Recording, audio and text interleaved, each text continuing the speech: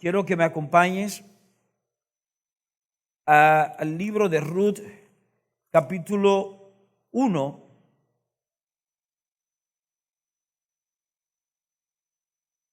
Ruth, capítulo 1, versículo 1. Voy a leerlo desde la versión internacional. Ruth, capítulo 1. En el tiempo en que los caudillos, en la versión de ustedes dicen los jueces, gobernaban el país, hubo allí una época de hambre.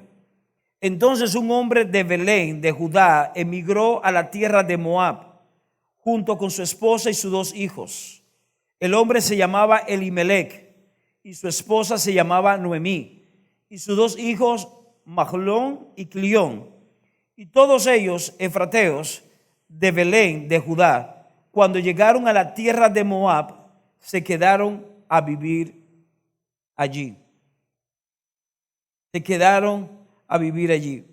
Yo quiero pasar al verso 6. Verso 6. Dice el verso 6. Noemí decidió regresar de la tierra de Moab con sus 2 nueras, porque allí se enteró de que el Señor había acudido en ayuda de su pueblo a proveerle de alimento. La versión que ustedes tienen dice que Noemí escuchó que nuevamente Dios había visitado Belén y había traído pan. La palabra Belén significa casa de pan, casa de pan. Y es el mensaje de hoy, casa de pan. Hay que entender algo, y es que muchas veces nosotros los seres humanos tendemos a tomar decisiones basado en las circunstancias. Nos movemos basado en circunstancias. Cuando hay abundancia en un lugar, creemos que es el lugar donde Dios nos ha llamado. Creemos que es el lugar diseñado por Dios para nuestras vidas. Sin embargo, cuando las cosas comienzan a escasear, cuando las cosas comienzan a ponerse difíciles, comenzamos a mirar de un lado a otro, a ver dónde tenemos que migrar. Porque vamos a tomar una decisión basado en una necesidad, basado en el hambre, basado en lo que estamos atravesando y no en lo que Dios quiere para nuestras vidas.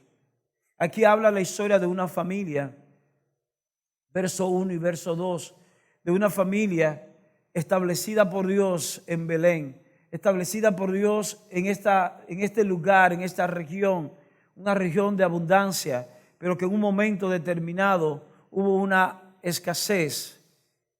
Vemos cómo esta familia, liderada por Elimelech, la cabeza de la familia, toma la decisión de emigrar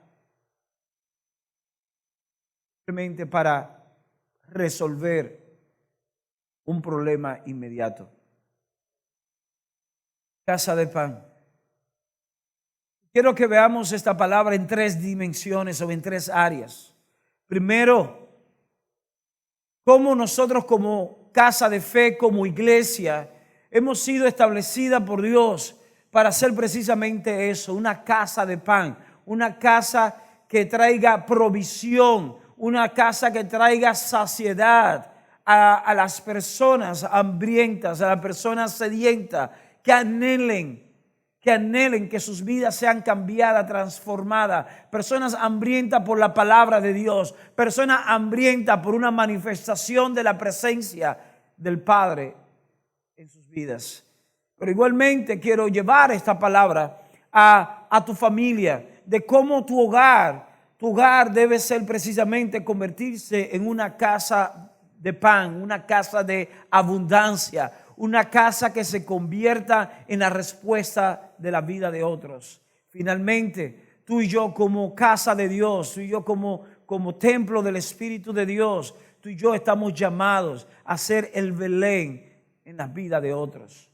Tú y yo estamos llamados a ser Belén en la vida de otros. Lo primero entonces que quiero que veamos y resaltar acá es: no abandones en medio del proceso. Es un llamado que Dios hace a tu vida y a mi vida. No abandones en medio del proceso.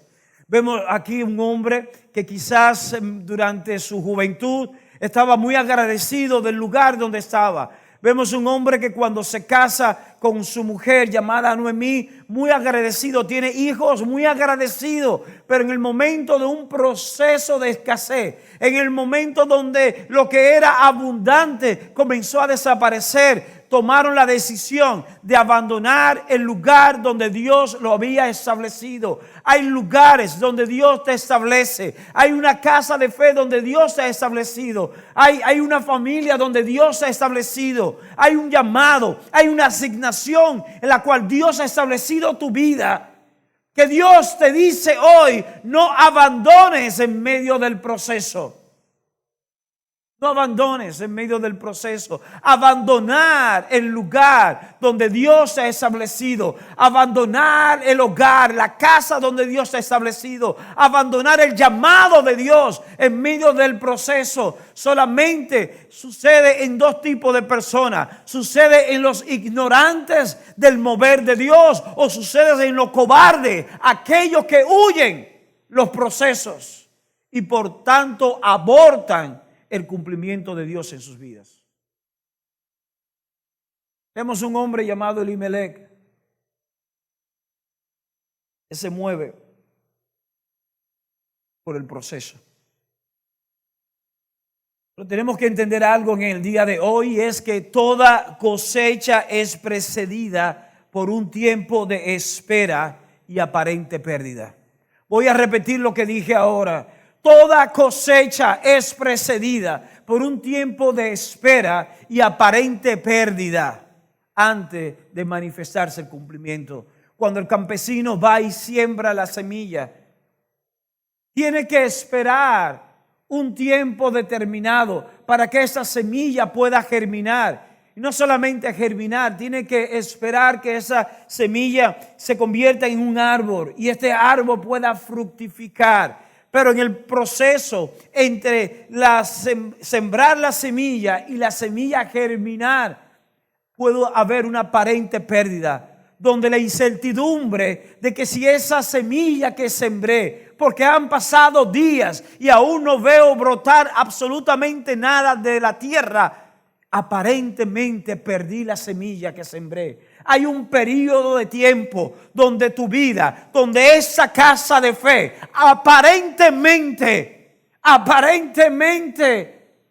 murió, o aparentemente hemos perdido el tiempo y las fuerzas en algo que no ha prosperado, en una familia que no ha prosperado, en un matrimonio que no ha prosperado, en una vida de sacrificio, pero que no ha prosperado. Pero vemos un David, nacido en la casa de pan también, nacido en Belén. David, hijo de Isaí, de Belén. Dice la escritura que Dios le dice a Samuel: Samuel, ¿hasta cuándo vas a llorar a Saúl? Yo me he levantado a uno de Belén, a uno conforme a mi corazón, para que sea rey en lugar de Saúl. Iglesia, ¿hasta cuándo vamos a estar llorando los Saúles que hemos dejado atrás en nuestras vidas? ¿Hasta cuándo vamos a estar lamentando las cosas que vivimos, las glorias pasadas del día de ayer, cuando Dios ya ha levantado de la casa de pan? Dios ha levantado del Belén nuestro aquel o aquello que hará las cosas conforme al propósito de Él. ¿Hasta cuándo lloraremos a Saúl? Hay un David, y ese David es llamado, ese David es ungido por Dios. Pero algo sucede. David es ungido por Dios, pero después de la unción de David como rey, David vuelve nuevamente a bregar con las ovejas de su padre. Pudiéramos pensar que fue un evento, entonces fue todo un show. David es ungido como rey Y sin embargo, poco momento después se ve lidiando nuevamente con ovejas. El próximo futuro rey supuesto de Israel bregando con ovejas. Luego lo vemos en el campo de batalla llevándole como mensajero. Señores, si hubiera motor en aquellos tiempos, yo me imagino a David como un delivery, llevándole comida a los hermanos, porque eso fue lo que hizo David. El papá dijo, ven, hazle un delivery a tus hermanos, llévale comida que está en el campo de batalla. El futuro rey. David pudo haber pensado, pero yo soy ungido como rey. Eso fue mentira. Pero era un proceso, era un periodo de transformación en el carácter, un periodo de entrenamiento. Y en los entrenamientos muchas veces, aunque tú seas rey, tendrás que lidiar con ovejas. Aunque seas rey, tendrás que ser mensajero. Aunque seas rey o tenga un llamado y una unción de rey, tendrás que esquivar lanzas que te serán lanzadas. Tendrás que sufrir persecución. Tendrás que entrar a una cueva por un tiempo, porque si saca la cabeza te la van a volar. Hay un proceso, pero no podemos abandonar el Belén, no podemos abandonar el llamado de Dios como casa de fe, como familia o como individuos, solo porque no comprendamos el proceso. Elimelec no comprendió el proceso. Salió de Belén hacia Moab y en Moab encontró la muerte. En Moab encontró la muerte de sus hijos. Porque cuando tú y yo abandonamos el proceso, solamente vamos a encontrar muerte, solamente vamos a encontrar destrucción, solamente vamos a encontrar esterilidad. No abandones el proceso. Iglesia, no abandonemos la asignación que Dios nos ha dado como casa de fe. Vemos un Jesús.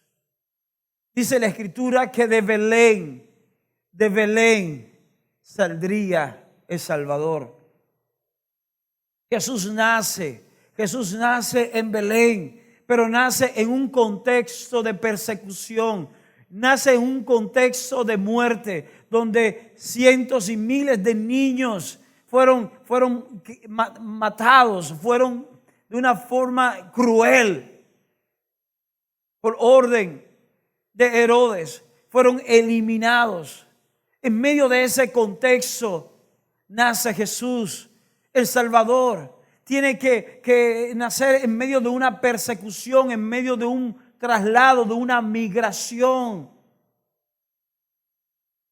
Jesús,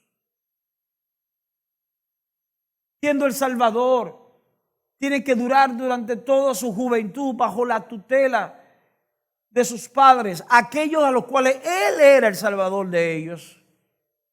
Pero tiene que estar bajo su autoridad y manejarse bajo autoridad de ellos. Por eso es que cuando Él se les pierde a los padres en el templo a los 12 años, y los padres van y lo buscan de nuevo y Él les dice, ustedes no lo entienden, en los negocios de mi Padre me es necesario estar. ¿Qué dice la Escritura? Jesús se fue con sus padres nuevamente. Aunque Jesús tenía un fuego, Jesús tenía un llamado, Jesús sabía que su lugar era en ese lugar, ahí en el templo, y hacer lo que estaba haciendo. Él sabía que había un proceso en el cual tenía que estar bajo la autoridad de sus padres y tenía entonces que volver nuevamente con toda la caravana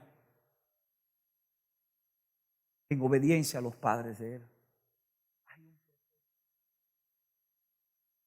Momento antes de ser bautizado, dice la Escritura que Juan el Bautista dice, pero ¿cómo yo te voy a bautizar si yo no soy digno ni siquiera para atarte el calzado? Jesús dice, no, tú tienes que bautizarme para que se cumpla toda la ley.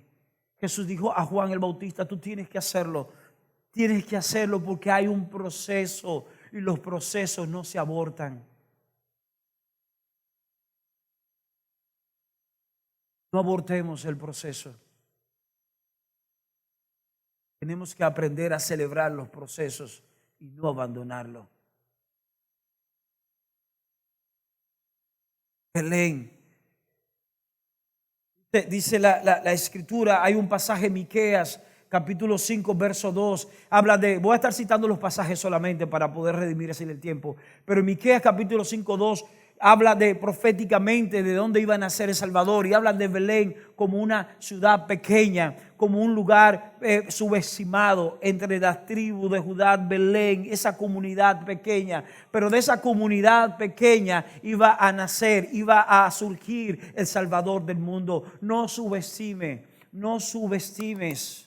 el origen o el tamaño de tus comienzos. Voy a repetir esto: no subestimes el origen. Hay personas que vienen de un origen X y cuando están caminando hacia una meta, quieren como mantener eso al margen porque se sienten avergonzados de ese origen. No te sientas avergonzado de tu origen. No te sientas avergonzado de la pequeñez de donde vienes, porque esto no se trata de ti. Se trata de aquel en cuyas manos están tus tiempos. Belén, casa de paz. Dios nos ha llamado a nosotros a ser casa de paz, casa de pan. Dios nos ha llamado a nosotros a que personas puedan venir. Dice el verso 6 de Ruth capítulo 1 que Noemí escuchó que en Belén nuevamente había abundancia de pan y fue para allá. Siempre hubo pan. Hubo un momento de sequía, porque va a haber momentos de sequía. Va a haber momentos de sequía en tu vida. Y hay personas que no van a reconocer lo que tú cargas. Y en los momentos de sequía van a abandonarte. ¿Sabes qué? Aquellos que te abandonan en tu momento de sequía, no tengas dolor, no te sientas amargado por ellos. No te sientas... No permitas que sentimientos inadecuados surjan dentro de ti a causa de ellos. Solamente son personas cuyos ojos espirituales están cerrados y solamente ven la sequía. Y mientras algunos lo que están viendo un palo seco, otros están viendo una vara como la de Aarón, que a pesar de estar seca, reverdeció y pudo florecer. Tú eres un Belén de Dios. Esta iglesia es una casa de pan. No vamos a ignorar los momentos. No vamos a ignorar los momentos. En medio de este tiempo que estamos viviendo ahora, tiempo de pandemia, tiempo de dificultad, tiempo donde en otros momentos, un domingo como hoy, yo diría, wow, la iglesia está vacía. Pero un día como hoy, yo digo, wow, la iglesia está llena porque prácticamente está cubierta, respetando los diferentes espacios. Entonces nos damos cuenta de algo, de la relatividad. Entonces no podemos guiarnos por lo que nuestros ojos ven, sino que tenemos que ser movidos por lo que el Espíritu ha tratado a nuestro espíritu.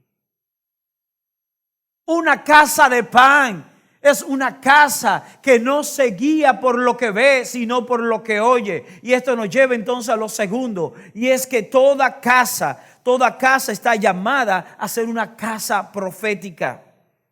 Toda casa de pan está llamada a ser una casa profética. Y esto lo que quiero decir es que tú y yo no somos, óyeme bien, tú y yo no somos lo que hemos hecho. Tú y yo somos lo que hemos sido llamados a ser. Voy a repetirte esto. Tú y yo no somos lo que hemos hecho, sino que somos lo que hemos sido llamados a ser.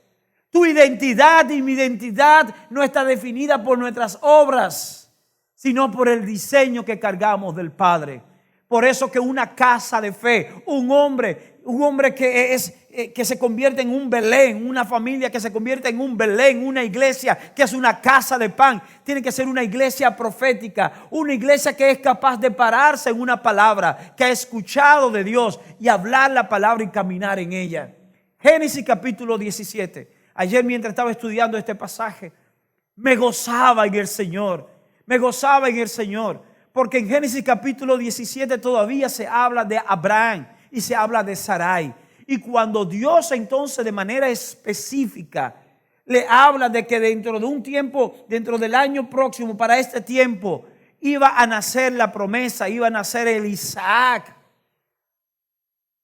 Dios le dice a Abraham Ya tu nombre no es Abraham, padre enaltecido, sino que tu nombre será Abraham, padre de multitudes. Porque yo te haré a ti un padre de multitudes, te haré un padre de muchas generaciones. Y yo me imagino que Abraham, a partir de ese momento, comenzó a decir: yo me llamo Abraham. Y las personas, los relacionados a él: Abraham, no, Abraham. Él comenzó a declarar algo que escuchó de Dios. Todavía Isaac no había sido engendrado. Todavía Isaac no había nacido. Pero ya él se llamaba, ya él se veía como lo que Dios había establecido. Y una casa de pan, un hombre que es llamado por Dios para hacer provisión a la vida de otros, se mueve conforme a lo que ha escuchado de Dios y no por lo que ve en sus ojos naturales. Vamos, yo creo que le estoy predicando a alguien ese día. En el libro de Reyes vemos, y predicamos de esos días atrás, vemos a un profeta creyéndole a Dios en medio de la sequía, en medio de la aridez. Dice que mientras estaba orando, le dice a su siervo: chequea a ver, porque hay una gran lluvia que se oye. Hay una gran lluvia que se oye. ¿Por qué? Porque los profetas, las casas proféticas, las mujeres que se levantan en la unción profética, caminan de una manera tal que primero oyen y después hablan. No es lo que hablamos, es lo que oímos del reino, es lo que oímos de Dios. El profeta oyó la lluvia, él no vio la lluvia, él no vio la nube, él oyó la lluvia en su espíritu. Iglesia, te estoy hablando, estoy diciéndote en el día de hoy que tú y yo tenemos que despertar el espíritu nuestro para que pueda escuchar el sonido del cielo, pueda escuchar la voz que nos dice: aunque hay esterilidad, aunque hay sequedad, aunque hay aridez, eres una casa de pan, eres un hombre llamado a bendecir a otros, eres una mujer para traer transformación y bendecir vidas. Iglesia, tú no eres una iglesia más ubicada en el sector de narco, tú no eres una iglesia en una plaza comercial, tú eres una casa convertida con el propósito de que personas vengan, personas sean transformadas, personas sean saciadas, personas puedan satisfacer su hambre y su sed de mí. Tenemos que creer esa voz, ese sonido que se desprende del cielo y comenzar a proclamar y caminar, no basado en lo que vemos, no basado en lo que oímos, no basado en lo que nos dicen otros, sino lo que el Espíritu establece nuestras vidas. Vamos, iglesia, dejemos de ser una iglesia que simplemente nos guiamos por algo que leemos, nos guiamos por algo que nos dicen o por lo que las redes sociales nos estén revelando. Es el tiempo que nos levantemos como una iglesia sensible al sonido que se está desprendiendo del cielo. Hay un sonido, hay una voz diferente a las voces a nuestro alrededor que está hablando a tu espíritu en el día de hoy y te dice: tú puedes saciar, tú puedes darle de comer al hambriento, aunque hoy tú te ves como un hambriento. Hoy tú puedes verte como una persona estéril, pero tú estás llamado a fructificar y darle a otros lo que anhelan tener. ¿Por qué? Porque hay otros que piensan algo de ti, pero eso no te define. Elimelech junto a su familia dijeron: aquí todo se acabó. Hay hambre, hay esterilidad. Vámonos de aquí. Y se fueron a Moab, abandonaron. Pero dice que Noemí, luego de haber muerto su esposo, haber muerto sus dos hijos, escuchó que Dios había visitado Belén y había abundancia de pan. No, Dios no visitó Belén. Dios siempre estuvo en Belén, solo que hubo un tiempo, hubo un proceso. Y no pudieron discernir los tiempos. Y aunque personas abandonaron Belén porque hubo escasez, la provisión y la manifestación era un asunto de tiempo. La iglesia, te estoy diciendo que la fructificación en tu vida, en tu familia y en esa casa de fe es un asunto de tiempo. Y algunos, óyeme bien, y estoy profetizando, algunos escucharán que hay abundancia de pan en vida abundante, y vendrán y serán recibidos como recibieron a Noemí, serán recibidos. ¿Saben por qué? Porque una casa de pan es una casa de gracia, es una casa de misericordia y es una casa de restauración. Aleluya. Vamos, si lo crees, alábalo. Alábalo, si lo crees.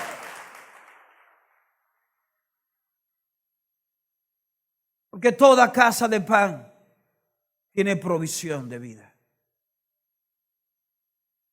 Jesús dijo, Juan capítulo 6, verso 33, verso 34, 33, 35, 48 y 58.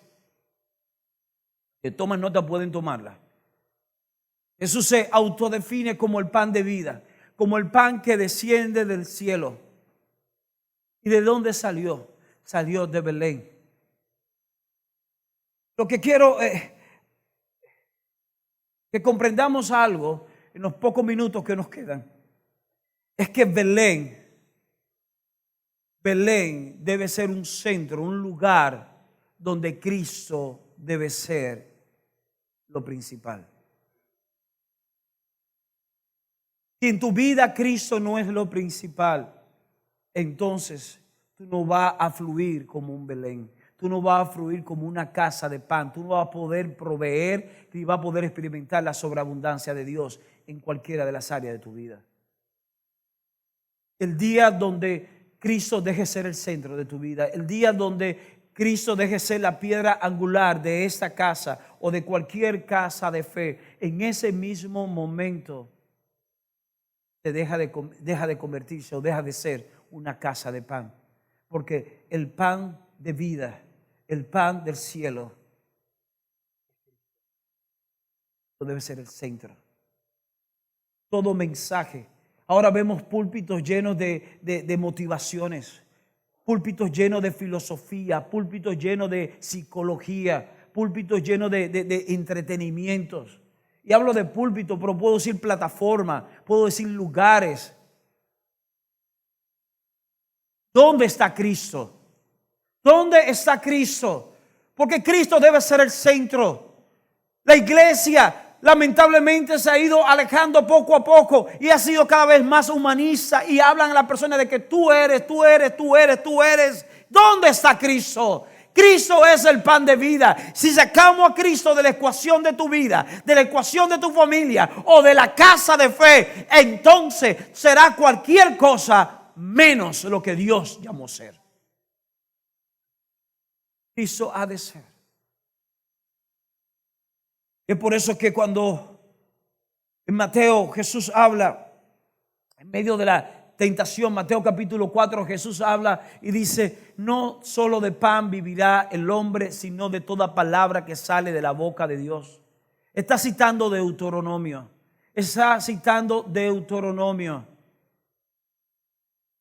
Pero ¿cuál es la palabra que sale de la boca de Dios? Es el verbo. ¿Quién es el verbo? Juan capítulo 1, es Cristo Jesús.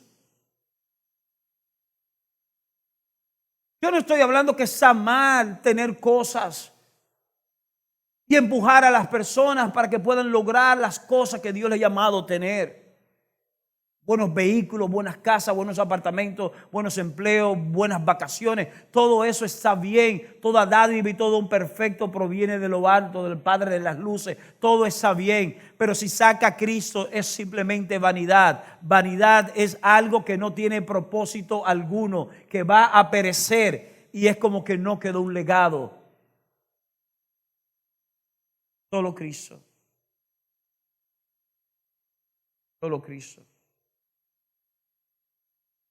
La única manera que algunos van a reconocer su hambre o su sed es cuando tengan un encuentro con Cristo Jesús que tú manifiestas a través de tu vida. Tenemos que revisarnos. Tenemos que revisarnos como iglesia. Y eso se lo estoy diciendo a todos los líderes. Tenemos que revisarnos cuando alguien que invitamos nos dice, me sentí bien, me sentí chévere, qué buen ambiente, que son bien la gente. Ay, la persona, qué bien me recibieron. Y hablan de esas cosas solamente. Tenemos que revisarnos, porque entonces no estamos siendo casa de pan. Nuestra misión debe ser que cuando una persona atraviese por esa puerta, el pan de vida que se parta acá y que se sirva, el Cristo que manifestemos, le traiga a la persona el reconocimiento que hasta ese momento tenían un hambre que desconocían, tenían una necesidad que ignoraban. Y solamente con el Cristo siendo manifestado se dieron cuenta que esa era la respuesta. Eso era el vacío que tenían, que aunque desconocían, estaban buscando de un lugar a otro. Juan capítulo 4, dice la escritura que esta mujer samaritana está en el pozo y Jesús le dice, ¿sabes qué? Que viva agua del que tú tienes va a tener sed de nuevo. Pero del agua que yo doy, quien beba no tendrá sed jamás.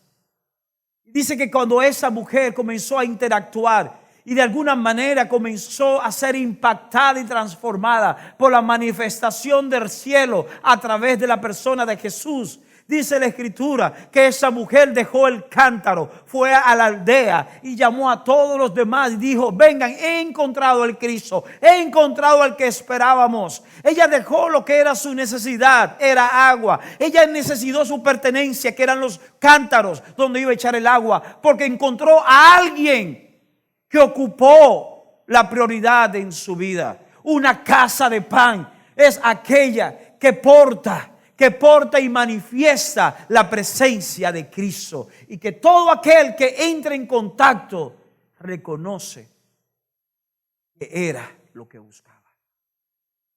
Una persona que es casa de pan, como tú y yo estamos llamados a ser. Llegamos a un lugar,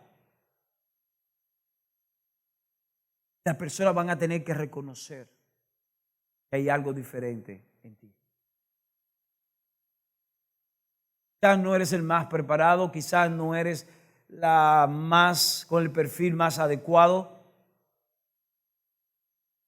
pero algo hay en ti que va a provocar que personas se acerquen. Curioso.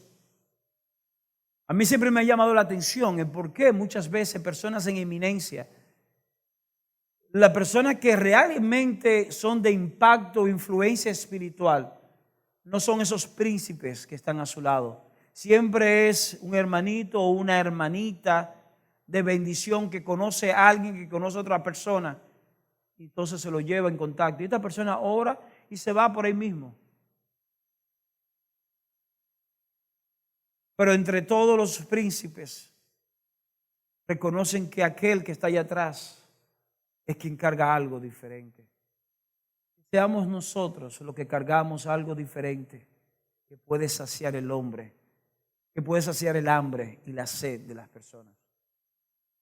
Que manifestamos la presencia del Señor. Casa de pan. Dios ha llamado a esta iglesia a ser una casa de pan. Dios ha llamado tu vida a ser esa casa de pan. Olvídate, por favor, de tu pasado. Quiero que dejes atrás, deja atrás la amargura, deja atrás el dolor. ¿Ustedes imaginan a David gobernando con odio? Después de haber sido perseguido por Saúl. Y David gobierna con odio, no manda a buscar a Mefiboset. Y David gobierna con rencor. David no es capaz de cuando entraron a una ciudad que había un loco que estaba tirándole piedra y uno de sus valientes dijo, mira, te están tirando piedra, vamos a eliminarlo. Y David dijo, no, déjenlo, porque quizás Dios se lo está permitiendo. Solamente un hombre o una mujer que está preparado para hacer esa casa de pan en el poder o en la autoridad puede manejarse de esa manera. Por eso que Jesús pudo haber dicho, Padre, perdónales, porque saben lo que hacen. Te hago un llamado hoy. Vamos a hacer esa casa de pan. Que las personas nos conozcan como una casa donde la gracia se manifiesta. Donde una casa donde las personas pueden ser restauradas, pueden ser sanadas. Claro, toda casa de pan, todo Belén tiene muros para proteger. No permitamos que la protección impida impartir lo que hemos sido. Llamado de Dios.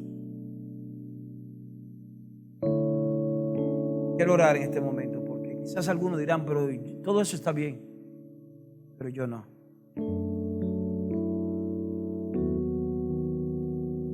Tú sí. ¿Sabes por qué? Que tú eres escogido por Dios, tú eres escogida por Dios.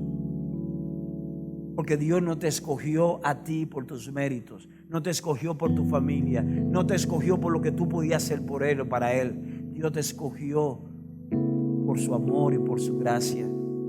Tú eres escogida y eres escogido en el amado, en Cristo, en el deseado de las naciones. La palabra es para ti. Padre, en el nombre de Jesús, te damos gracias, Señor. Gracias porque hoy tú nos levantas